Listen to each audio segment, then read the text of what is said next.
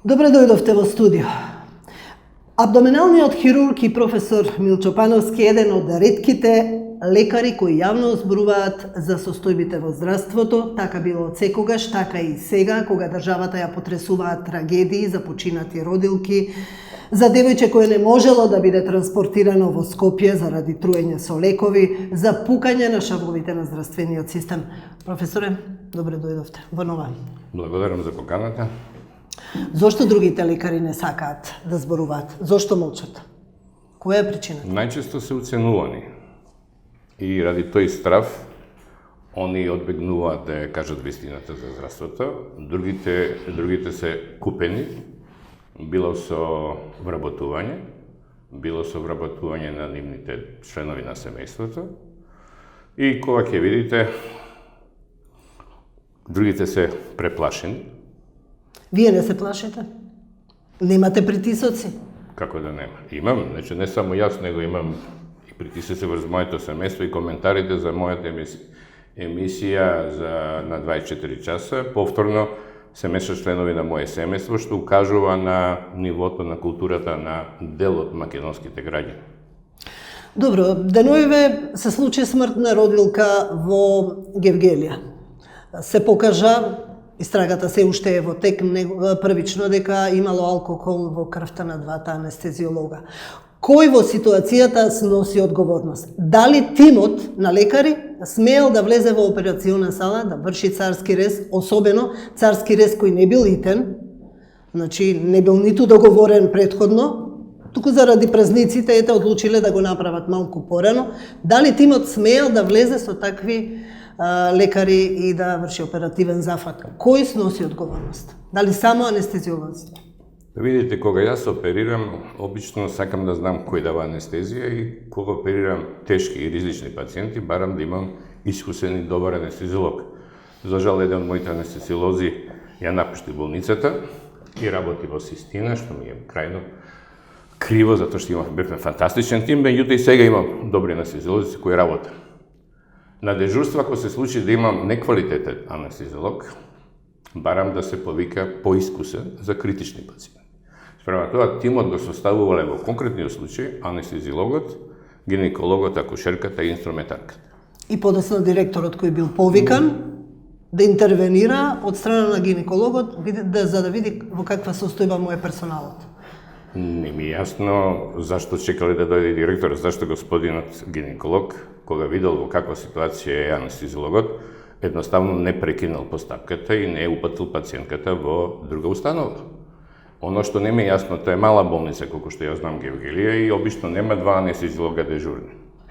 Така да едниот најверојатно бил или дежурен или на повик, а вториот не верувам дека бил на повик и за жал и он сноси одговорност, затоа што иако бил хитно повикан, он треба да каже дека он бил дома, има право да прави што сака и тој момент не бил во состојба да дојде на клиника. Дали е одговорноста пирамидална? Директор, министер? Па сега вака да ви кажеме, член 104 кажува што е работодавен орган од Законот за здравствена заштита и кажува дека работниот орган на јавната здравствена установа го организира и раководи процесот на трудот. Крај. Тука значи све јасно. Па не знам дали сте два или еден директор, па тука пишува што работи член 105, што е длъжности на стручниот директор. И сега член 107 вика вака. Директорот на јавна здравствена установа го именува, односно разрешува министерот за здравство. Ако се почитува словото на законот во Македонија, онда не само што лекарот и тимот треба да биде казнен, него работоводниот орган треба да биде веднаш сменет и нормално, спрема пирамидалната одговорност носи и тој што го назначил директорот, кој што очито не е способен да ја води установата во Гевгелија. Работоводниот орган, односно директорот, е се уште таму, дава изјави, а министерот не се појави во јавност, не слушнавме што има да каже. Во меѓувреме, опозицијата поднесе интерпелација во собранието за разрешување на министерот. Сметате ли дека може да го искористи моментот за да си ја промовира својата програма од 100 чекори во делот на здравството, реформите? Политичката борба е парламентарна придобивка и они може да барат едниот и другиот начинија да напаѓа, вториот да се брани, меѓутоа сепак треба да најдеме објективни мерки за утврдување на вистината. Без такво нешто не верувам дека нешто може Македонија да направи, затоа што очигледно дека во последно време состојбата во државата не е добра. Веднаш по овие случувања со отворено писмо се јави докторот од градска болница Виктор Камиловски. Го прочитавте ли тоа отворено писмо? Да, Што пошто ми мислите? беше навестено дека напишал такво нешто, па не ми изненадува. Морам да ви кажам, вие се сеќавате кога ние штрajкувавме, имавме контраштрajk, имавме бранители на добрите реформи, бранители на министерот, мои колеги се сликава, некои од нив зборева против своите колеги. А ако се добро сеќаваме, лекарите од клиничкиот центар барава некакви општи добра за струката и за дигнитетот на лекарите. Тоа не значи дека барале само за себе, него вкупно за лекарскиот колегиум и здравствените работници во Македонија. Бева група на пратници баш од такви, неќе да користам било кој термин, значи тоа се, ја верувам дека он има право да биде у која политичка партија, меѓутоа преди се морам да кажам дека треба да го штити дигнитетот на струката. Со ова писмо што е напишано, јавноста ќе даде оценка за неговиот морален. Вие што дигнитет. мислите? Како го претолкуваа вашите колеги? Се насмеева, рекува дека од него нешто и подобро не може да очекува. Ајде да се вратиме малку на случајот. Како функционираат болниците во внатрешноста? Сте биле ли во некоја од тие болници во внатрешноста? Еве во вашиот дел, во хирушката дејност. Последен пат бе 1994 година, кога беше министер професор Јован Софовски, покојниот министер, кој што ме овласти да правиме стручна анализа во Македонија и да утврдиме состојбата. Од тогаш до денеска, ниту еден министер не го искористил моето искуство и знаење да ме прати да видам што се работи во Македонија, а комисиите кои што сега се прават се исклучиво по политички трк и одлуките се политички, а резултатите се такви како што ги гледаме сега. Оно што највише ми смета во сегашната состојба е тоа дека со сила на закон матичните доктори можат пациентиве да ги праќаат само во локалните и сега смената и регионални болници за планирани елективни процедури. Имаат ли капацитет да го прават? Да, у тоа време лекарите се ставени под присила да имаат некакав си учинок. И замислите, доктор кој што мора да оправда дека прима плата, треба да одлучи дали тој пациент да оди и да се оперира во установа вон од неговото место. И нормално се случува да тие доктори почнава да оперирава, иако до тогаш дел од нив не оперира, почнаа да оперираат процедури кои што не им се блиски, не ги добро познаваат и нормално резултатите станава вакви какви што се. Вие се сјавате еден случај во друга родилка, тој беше втор самостоен царски рез на колегата и она почина, тоа беше пред 3-4 години, не знам како заврши случајот, меѓутоа втор самостоен царски рез, значи дека тока се дека едукацијата е страшна. Меѓутоа, објавен е податок дека 230.000 хоспитализации имало миналата година. Тоа е бројка импозантна, не кажава колку се луѓе оперирано, меѓутоа да претпоставиме дека најмалку 180 лица биле хоспитализирани, секоја единка е посебна судбина. Промената на упатување најголеми трагедии донесува во областа на онкологијата, односно во лекувањето на малигните болести. Повторно со сила на закон се формирани комисии за лекување на малигни болести во секоја болница, без при тоа да се води сметка дека тие луѓе дотогаш никогаш не лекувале такво нешто. И имаат инсуфициентно познавање од таа патологија. И какви се резултатите? Какви пациенти ви доаѓаат во скоро? Пошто јас работам со колоректален карцином најчесто или малигноми на дигестивниот тракт, сум во ситуација да утврдиме несоодветен или така наречен субонколошки хирушки третман на најголем дел на болните во малите места. Тоа значи дека кога се отстранува малигното ткиво, не се отстранува радикално со сите лимфни садови и лимфни жлезди кои треба да се отстранат, него се вади така наречена бурек резекција. И поради тоа, прво, немаме точен утврден стадиум на болеста. Тие пациенти се упатуваат на онкологија, каде што не се дава соодветна терапија, пошто наодот не е адекватен на стадиумот на болеста. За жал и големите болници во нашата околина се третираат промени кои што во светски, сега модерно да се каже врз медицина заснована на податоци, не смеат така да се третира. Опремата не ја подобри состојбата во внатрешноста? Не би може да ви кажам, Големиот тендер? Значи не сум бил да видам дали се користи и како се користи. Значи опремата е алатка да вие можете полесно да работите.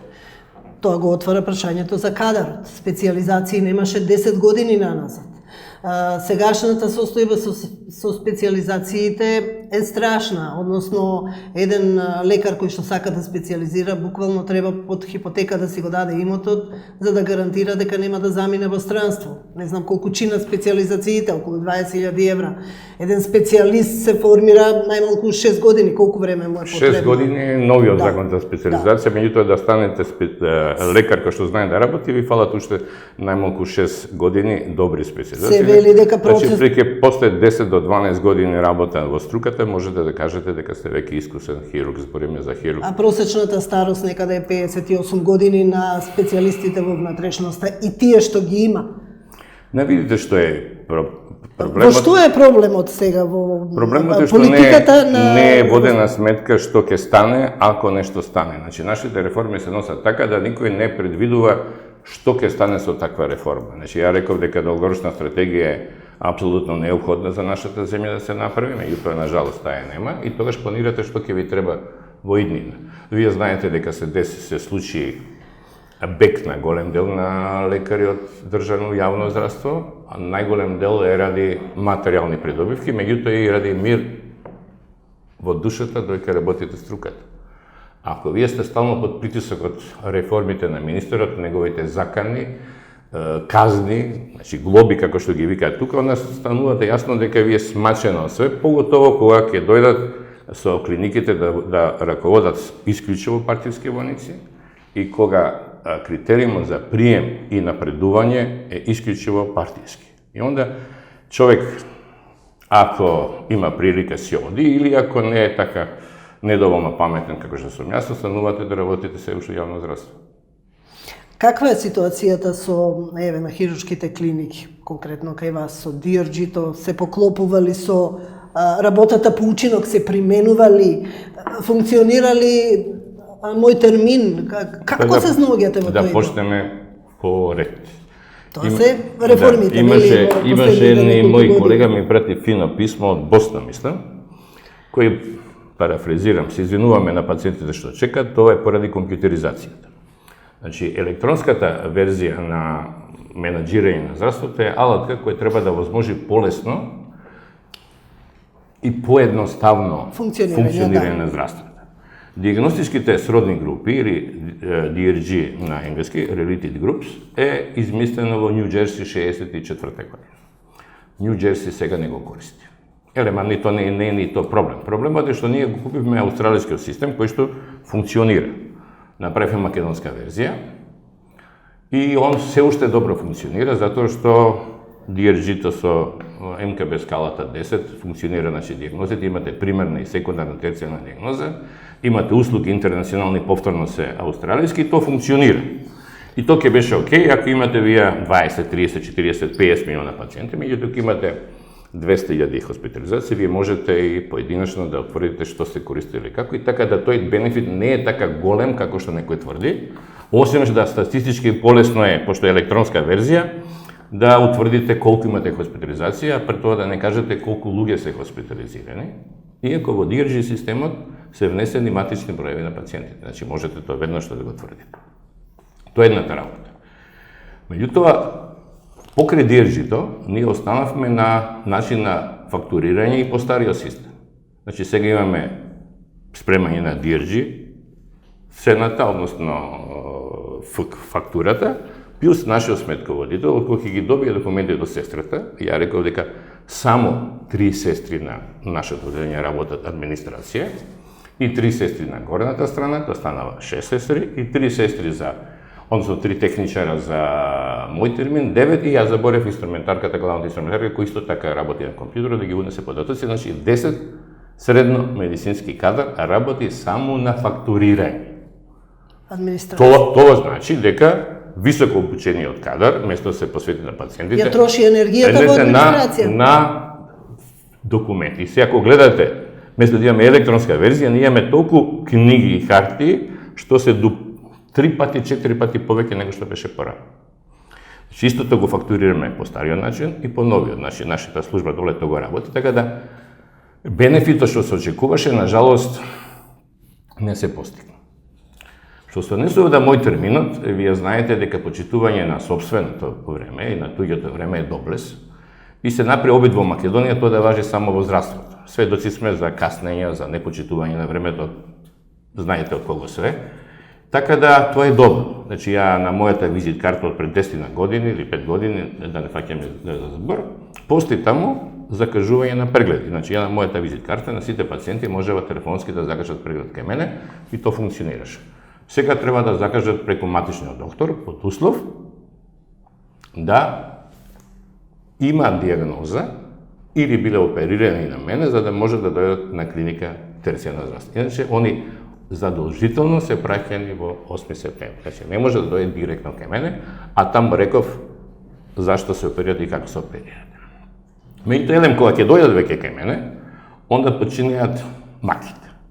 Прво, ние немаме инфраструктура која што ќе овозможи адекватно функционирање на електронскиот систем. Иако законот пишува дека директорот мора да обезбеди 2 врски со 99,99 сигурност. Имаме компјутери какви што имаме кои што не функционираат и онда почнувате да куцате да внесувате податоци, ви имате една слика таму што вика моментално не е дозволен формирање на приоритетен испит. Често се случува тоа, да. Ако вие имате болест малигном, пациентот, и требате да го оперирате, вие у медицината заснована на докази, вие морате да го тврдите стадиум на болеста, а стадиум на болеста се утврдува најдобро во овој момент со компјутеризирана томографија. Ако тоа немате, онда проверувате и на крај, што го цитира случајот, те кога го сменив местото на апликацијата, испадна дека сум бил управо. Значи, не требало штип да напишам, требало да напишам Велеса, жената живе во Свети Никола. Случајот што ги имате слика дадена, тоа е случај од Скопје, кој што има малигна болест со асцит од непознато потекло, ја морам да докажам зашто се работи. Знаете, повторно ми вика, немате термин. Едно време старата градска болница, се мислам Свети Климен Охридски, немаше контраст, сега има. Не може да прата пациент таму, војната болница или 8 септември повторно нема место, јас пациентот требаше да го пратам во Куманово. Затоа што таму имаше место. И вика дека тоа е фино, се намало од листи на чекање, да. Меѓутоа, во писмото на колегата Камиловски го заборавил на најважниот документ од Алмата, тоа е достапност. Ако услугата што ви е нуди во Македонија не ви е достапна, таа услуга не чини ништо. Едно време направише анализа, мислам, холандската влада направи анализа, дека Источна Македонија пациентите плаќаат 2 пати повеќе затоа што нема доктори. За да дојде од примарно до секундарно дејство, они трошат 2 пати повеќе пари него тие што има достапна услуга. Така да достапноста на услугата е еден од приоритетите кој што е цитиран во Законот за здравствена заштита. Пазите, значи, Камиловски најверојатно не го прочита тој дел. Така да, ако пациентот Скопје треба да иде да се слика Куманово, затоа што таму има термин, не знам што е предноста на опремата расфрлена низ цела Македонија. И на мој термин. Пардон, заборев да ви кажам дека изведбата на мој термин, која што идејата ја поздравувам, реков е толку лошо направена да е тоа просто неверојатно. Ја прашав луѓе што се бава со таа проблематика и кажува дека на жалост е тежок аматеризм. Сега што се заказано опасно, што се уште не е у јавноста достојано, се прави анализа за мој термин на болничките установи. Болничките кревети. Тоа значи вака дека јас имам број на кревети и они ако ми се полни, ја не смеам да ставам попречен кревет и не ми јасно што ќе правам со пациентот. осим така наречениот ургентен центар кој што може да влегува у минус салдо, односно плюс салдо, ја не можам да влезам у плюс салдо, пошто треба да имам 36 пациенти. И ако ти дое хитен случај, што сега правиме со попречни кревети, позајмуваме, вршиме работа, тој пациент или нема да ми го платат, или нема да го примам на клиника. Нешто слично што се случува во судовите, кога ќе најдат место во некој од затворите, па настанува тепачка, има место, ајде да го пуштиме таму. Што се случува со болниците? Имаат ли, со оглед на буџетите, имате ли доволно медицински материјал? Се должи, се чекали на набавки? Да. Како стои ситуацијата со Значи, лекови? Имате ли мантили вие? Значи, да почнеме прво со набавките. Законот за јавни набавки измисли некако стручно мислење, кое чини 18.000 денари. Тоа стручно мислење подразбира дека имате стручни луѓе кои го ценат тоа. Па ни се случува да еден документ и барање за набавка, јавна набавка на материјалите, ни се враќа 3, 4, 5 пати, затоа што наводно нашиот персонал направил стручна грешка. Еве, гледачите нека пресудат. Имате 3 типа на уринарни катетери. Тоа е катетер кој се става во мокречната бешика, за да се празни, нели? Значи имате фолиев, тој е посебен тип на, имате тиманов, имате нелатон. Тоа се луѓе што ги измислиле. Овие 3 типа на катетери ги прават 1000, 2000, 3000, 5000 фирми у светот. И ако напишам фолиев, нелатон или тиманов катетер, значи ја знам што бара. Зашто сме напишале фолиев катетер? И то не е вратено, мислам да кажем. Најбизарна работа е, имате механички сошивател или степлер, 3 верза, тоа се 3 нива на клипси што ги има во еден нов модел, најнов модел, че работиме со најсовремена опрема и најсовремен потрочен материјал кој сами ги набавуваме, спрема со нашиот буџет. Они барат да ги уздвоиме 3 типа на клипси одделно, не знаејќи дека 3 клипси се состојат во еден те исти инструмент и не може да ги одвоите. И тие стручни луѓе зима 18.000 за мислењето, односно 100 евра секој од нив, и то се повтара 3-4 пати. Замислите на крај четвртата комисија која ви дава мислење, истото мислење да го направите како што се го поднале документот првиот дел. И ради тоа имавме определен застој на клиниките, не на клиниките во Скопје, затоа што каснева тендерите. Второ, ние должиме пари. Значи, ви знаете дека најголем дел на болници се во Була, и никој не објавува зашто е тоа така, иако имаме 2 менаџери кои што треба да го менеџира. И ради тоа некога се добива ситуација да немаме доволно поточен материјал и некои пациенти чекаат. Меѓутоа, за среќа, на нашата клиника, значи клиниката за дигестивна хирургија, ние се уште користиме исклучиво проверени и добри производи и можем да гарантирам дека пациентите од тој поглед не треба да стравуваат, осим што пишуваме дека поради немање на тој скап материјал треба да почека малку повеќе дека дојде. Проблемот е на ортопеди и травма е проблемот каде што они буквално немаат пари за да купат материјал. Што би го прашале министерот во моментот да е тука еве против вас? Прво што ви текнува? Кога ќе си оди? Друго не би можел ништо да го пратам, пошто Ви благодарам на разговорот.